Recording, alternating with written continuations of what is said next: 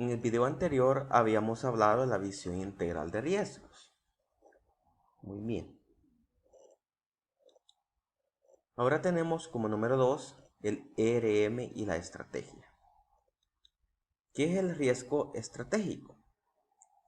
Son asunciones incorrectas acerca de los factores externos e internos, planes de negocios inapropiados, muy agresivos, mal enfocados, ejecución inefectiva de la estrategia del negocio.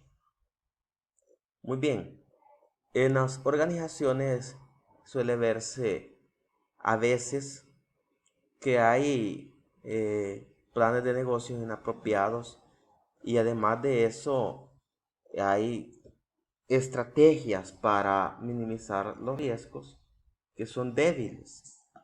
Entonces, eso es lo que trae a la empresa es una ejecución inefectiva de las estrategias propias del negocio. Es decir, aquellas estrategias que van encaminadas a la parte operativa y a la parte de ejecución de ventas, por poner un ejemplo.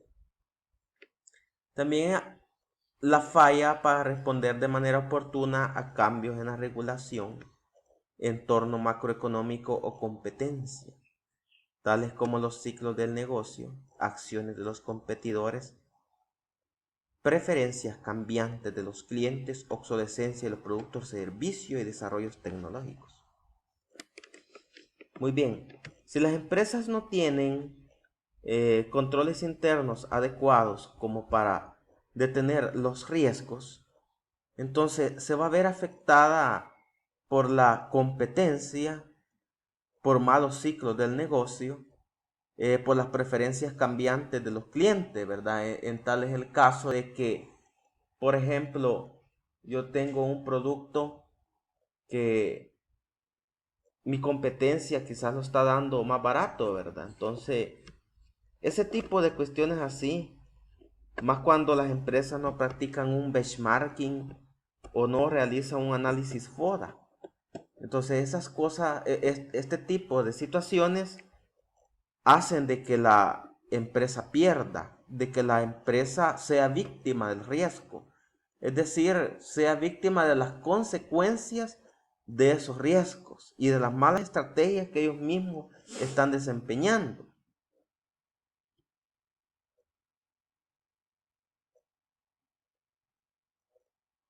Observaciones sobre el ERM tradicional. En años recientes, muchas empresas han buscado mejorar sus programas de ERM debido a fallas para prevenir sorpresas, que son riesgos reputacionales y estratégicos. Riesgos reputacionales y estratégicos continúan materializándose y no estaban en el radar del ERM. Es decir,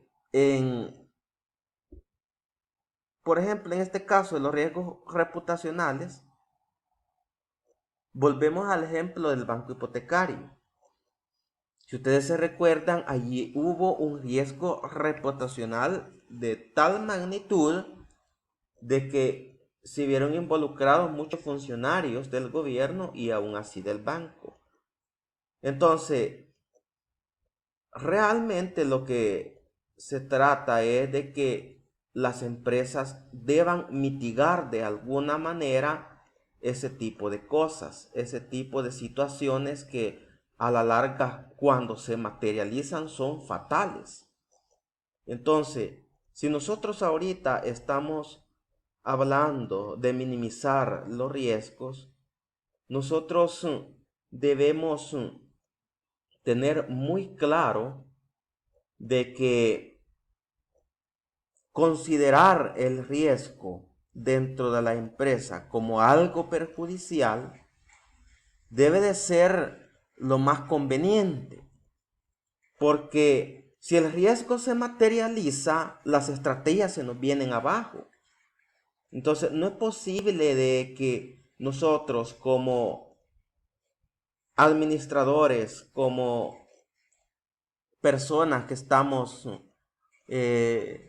tratando de minimizar riesgos, no estemos o dejemos pasar desaprevenido este tipo de situaciones. Entonces, el COSO-RM, como ya lo habíamos mencionado, ¿verdad? Es un organismo de reconocimiento internacional donde se establecen marcos reguladores básicos de riesgo y cumplimiento en temas de control interno. Entonces, si estamos hablando de marcos reguladores básicos de riesgo y estamos hablando de temas de cumplimiento de control interno, las estrategias que nosotros como auditores o que la gerencia o que la junta directiva disponga deben de ser rigurosos. También tenemos otras observaciones que tienen que ver con la falsa precisión, que es un exceso de énfasis en desarrollar un mapa de calor y la cuantificación de los riesgos frente a su relación con la magnitud y su impacto en el negocio. Es decir, nosotros hacemos énfasis quizás demasiados escuetos, o es decir, tenemos una falsa precisión a la hora de que nosotros determinamos la cuantificación del riesgo frente a la relación de su magnitud y del impacto que va a tener en el negocio. Quizás estamos poniéndole atención a algunos riesgos que ya al materializarse pudiesen ser mínimos, que a otros riesgos que al materializarse pueden ser devastadores. Falta de efectividad, enfocado en gran medida en el universo de riesgos internos que ya son conocidos, mientras la conexión del negocio no fue fuerte. Incluso con ERM, los riesgos conocidos como los problemas de cumplimiento y los eventos cibernéticos costaron a las empresas millones de dólares. Es decir, los controles no fueron efectivos ante los riesgos internos que pudiésemos tener dentro de la empresa. También tenemos valor para la inversión. Los programas evolucionaron para perseguir el negocio buscando datos, en lugar de convertirse en centros de excelencia para la gestión de riesgos. Nosotros de repente hacemos inversiones quizás para tener una mejor cuantificación de lo que es la parte monetaria de la empresa, pero a veces no invertimos en la gestión de los riesgos. Y es un problema grave porque nosotros podemos tener muchas inversiones en activos intangibles o en activos tangibles que nos ayudan de alguna manera a cuantificar o a llevar cuentas exactas, ¿verdad? De lo que es la parte financiera de la empresa y de sus productos y de sus clientes y de sus proveedores, etcétera. Pero a veces las empresas no invierten, ya sea en tecnología, para poder gestionar los riesgos. O a veces no invierten en el tema de capacitaciones que hagan que el personal esté capacitado totalmente para prevenir riesgos y para la forma en que deben de tratarlo, es decir, darles un seguimiento. Y tenemos valor para las decisiones de mercado. La información fue retrospectiva en gran medida y no soportó las decisiones futuras de mercado o no brindó conocimiento en riesgos estratégicos. Es decir, si nos vamos a la parte de los planes anticipados, ¿verdad? Que lo habíamos mencionado en clases anteriores, esos planes anticipados entran dentro del valor para las decisiones de mercado. A veces los gerentes solo se basan en las informaciones históricas provenientes de contabilidad u de otros departamentos y que en su momento las cifras nos arrojan de que hubieron ya sean pérdidas o hubieron ciertas acciones que nos llevaron a que la empresa perdiera, ya sea clientes, productos que tienen que ver con obsolescencia, o ya sea, y que todo eso se viene a convertir en lo que es pérdida de utilidades. ¿Pero por qué razones? Cuando nosotros vemos esas cifras empezamos a indagar y estamos viendo de que algunos riesgos en ese momento se materializaron.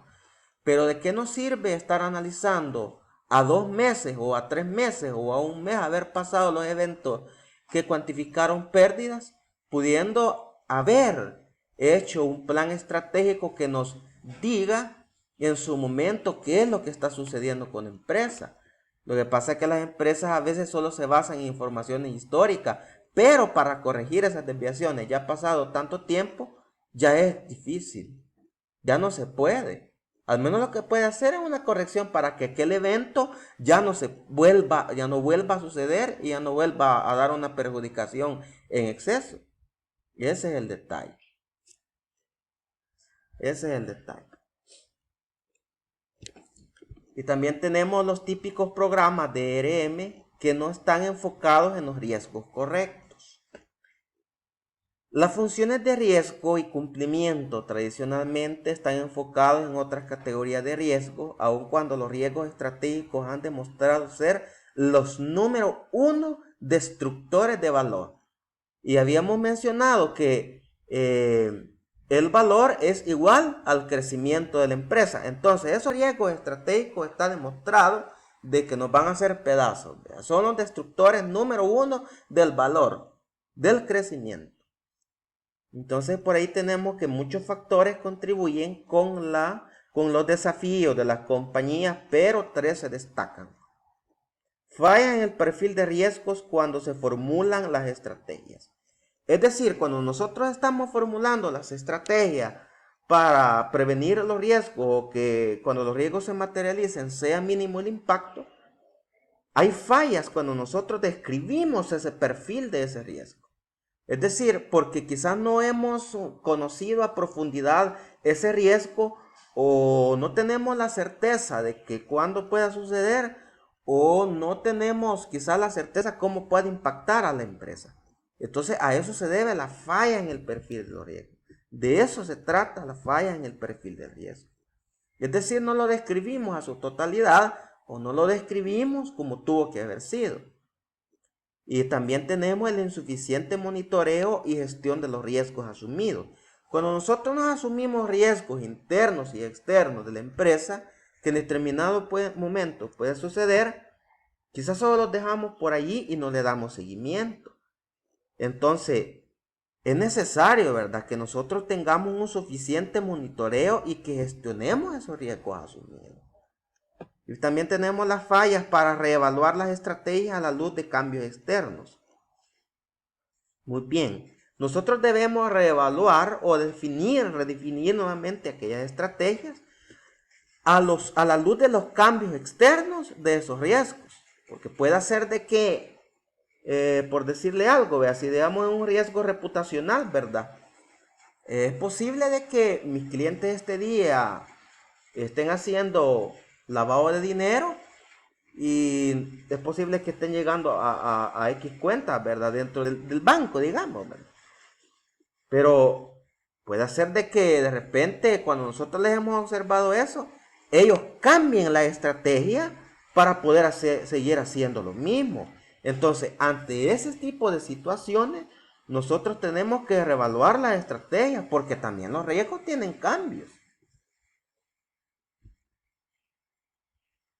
Y por ahí tenemos la proporción de pérdidas significativas en valor de mercado ocasionadas por cada tipo de riesgo en las décadas pasadas. 86% estratégico, 9% operacional, 3% legal y cumplimiento y 2% de reporte financiero. ¿Por qué razones? Solo vea 9, 10, 11, 12, 13, 14% es cuestiones internas. Veámoslo de esa manera. Y el 86% son factores externos que llegan a la sociedad, que llegan a la empresa. Proporción de tiempo invertido en cada tipo de riesgo. 6% estratégico, 42% operacional, 13% legal y cumplimiento y 39% de reporte financiero. Es decir, el tiempo invertido en cada riesgo dentro de las sociedades, dentro de las empresas, dentro de las organizaciones, como usted le quiera llamar, la mayor parte de tiempo, los gestores de riesgos, los oficiales de cumplimiento, los gerentes y las juntas directivas solamente están encerrados dentro de sus 4 paredes. 42% operacional, 13% legal y 39% reporte financiero. Es decir, no nos podemos encajonar a decir de que solo en la empresa hay riesgo. Claro que hay riesgos internos, pero ¿y los externos? En el pasado solo se le daba un 6% estratégico. Entonces ahí es